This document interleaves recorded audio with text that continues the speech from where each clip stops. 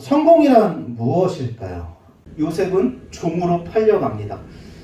그의 기구한 인생길은 이렇게 시작되어집니다. 사랑받았던 아들, 정말 혼자만 색동옷을 입으면서 튀었었던 그 아들에서 이제 종으로 팔려가게 되어집니다. 성경은 이렇게 말합니다. 39장 2절 말씀인데요. 우리 같이 한번 읽겠습니다. 시작. 여호와께서 요셉과 함께 하심으로 그가 형통한 자가 되어 그의 주인 애굽 사람의 집에 있으니. 이것이 성경이 말하는 요셉의 삶입니다. 이 세상의 그 가치관으로 볼 때 지금 요셉의 인생이 잘 되는 인생이라고 말할 수 있을까요? 뜻하는 바대로 뭔가 술술 잘 풀리는 그런 인생이라고 말할 수 있을까요? 계획대로 일이 풀리고 자신이 생각했던 그 그림이 그대로 그려지는 그런 상황을 형통하다라고 말하죠. 하지만 요셉의 모습은 솔직히 말해서 그와는 멀어 보여요. 형통하다라고 말할 만한 그런 인생길이라고 말할 수가 없을 것 같습니다.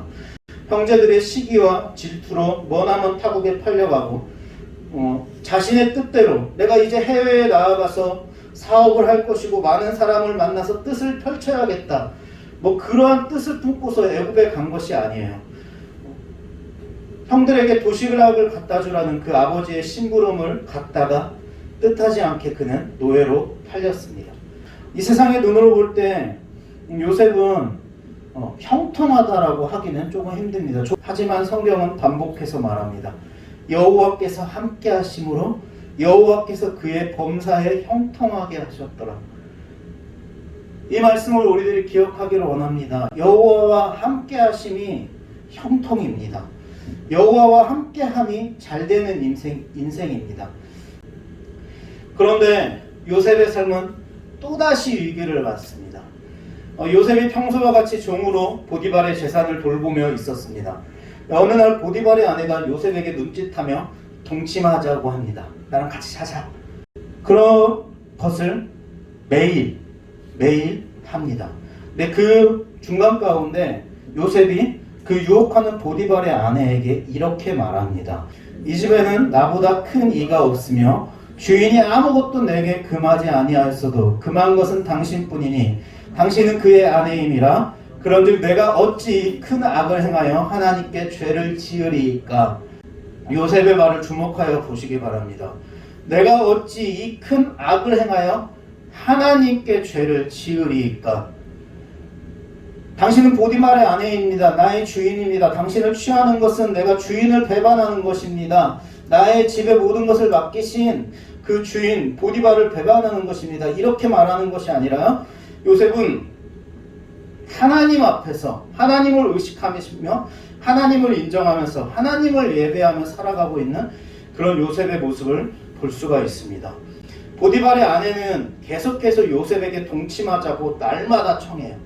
요셉은 듣지도 아니하고 이제 함께 있지도 아니하는, 그래 둘이 있을 수 있는 그런 환경을 다 이제 벗어나려고 하는 그러한 모습을 보이는데, 어느 날 보디발의 아내가 요셉의 옷을 잡고 강경하게 청하게 되었죠. 나랑 진짜 동침하자. 그런데 그 자리에서 이제 요셉이 자신의 옷을 벗어놓고 그 자리를 뛰쳐나가게 되어지죠. 하나님 앞에서 죄를 짓지 않으려고 몸부림치는 그 요셉의 모습을 볼 수가 있죠. 그런데 그 요셉의 모습이 어떻게 돌아오냐면, 보디발의 아내가 그 벗어놓고 간 그 요셉의 옷을 이용해서 보디발에게 가서 당신이 데려온 히브리 사람 이 종이 나를 능욕하려고 했다 라고 그 말을 들은 보디발은 이제 화가 나서 요셉을 옥에 받아버립니다.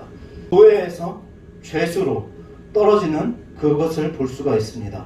요셉이 무언가를 잘못한 것이 아니라 하나님 앞에서 정말 깨끗하게 도덕적으로 살아가려고 했지만 요셉은 누명을 쓰고 감옥에 갇힙니다. 다시 한번 성경은 이렇게 말합니다. 요셉이 옥에 갇혔으나 여호와께서 요셉과 함께 하시고 그에게 인자를 더하사 간수장에게 은혜를 받게 하시며. 우리는 여기서 한 가지 질문을 할 수도 있어요. 왜? 여호와께서 요셉과 함께 하셨는데 왜 요셉은 종으로 팔렸고 누명을 쓰고 감옥에 갇히게 되는 것입니까? 하나님을 바라보며 하나님을 앙망하며 하나님 앞에서 거룩하게 살아가는 그 요셉에게 왜 계속해서 이러한 어려움들이 닥치는 것입니까? 내가 정말 그리스도인으로서 하나님 앞에서 깨끗하게 성결하게 살아가려고 하는 그러한 삶의 길이 왜 정말 이 세상의 가치관으로 바라볼 때 성공보다는 실패의 모습으로서 빠지는 것 같고 왜 어려움 가운데서 있는 것 같습니까? 우리는 고작해야 100년을 사는 인생입니다. 우리에게 내일은 아직 오지 않은 시간입니다. 우리에게 어제는 다시 돌릴 수 없는 시간입니다.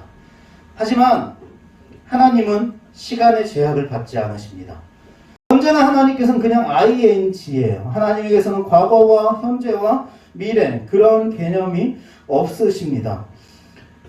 또한 공간의 제약도 받지 않으시는 분이 우리의 하나님이십니다. 우리가 보지 못하는 것을 보시는 분이 우리의 하나님이십니다. 지금 당장 실패로 보이고 어두움에 갇히는 것 같은 그 일을 통하여서 하나님이 그 일을 어떻게 사용하시고 어떻게 바꾸실지 우리는 알 수가 없습니다. 반대로 지금 잘 되는 인생 같아 보여도 그 인생이 어떻게 고꾸라질지 알지 못합니다. 비록 종으로 팔렸지만, 비록 누명을 써서 죄수가 되었지만 그곳에서 하나님과 동행한다면 그것이 형통입니다. 이 땅의 환경과 상황은 그리 중요하지 않습니다. 우리의 모든 삶의 주권은 하나님에게 있습니다.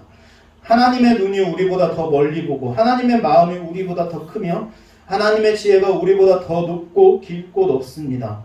절망으로 보이는 그 상황이 소망일 때가 있습니다. 상황은 중요하지 않습니다. 하나님이 함께하는가? 하나님이 함께하는가? 여호와께서 함께하시는 것, 그것이 중요합니다. 요셉의 상황과 환경을 바라보는 것이 아니라 그 상황 가운데서 여호와께서 함께하심으로 형통하였다라는 그 삶이 우리에게 있기를 원합니다. 요셉의 삶이 형통한 이유는 총리가 되었기 때문에, 어려운 상황을 이겨내고 마침내 애굽의 2인자에 올랐기 때문에 그의 삶이 형통한 것이 아닙니다. 종으로 팔렸을 때 그때에도 여호와께서 그와 함께 하셨습니다. 누명을 쓰고 옥에 갇혔을 때 그때도 여호와께서 그와 함께 하셨습니다. 상황과 상관없이, 환경과 상관없이 하나님은 여전히 하나님이십니다. 전능하시며 전지하시며 영원하시며 불변하시며 거룩하시며 존귀하시며 정말 크고 존귀하신 그 주님, 인애하시고 공의로우시며 긍휼이 많으신 사랑이신 하나님이 여전히 우리의 하나님이십니다. 나의 모든 상황을 사용하셔서 마침내 그분이 원하시는 그 자리로 우리를 이끄시는 분이 우리의 하나님이십니다. 반복되는 일상과 같은 그러한 시간들이 여러분 앞에 놓이게 될 것입니다. 하지만 그냥 반복되는, 그냥 어제와 같은 또 하루가 아니라 하나님 안에서 하나님께서 함께 하시며 형통을 맛볼 수 있는 그 삶을 살아갈 수 있는, 하나님께 맡김으로 신실하게 믿음의 길을 걸어갈 수 있는 우리가 될 수 있기를 주님의 이름으로 축원합니다.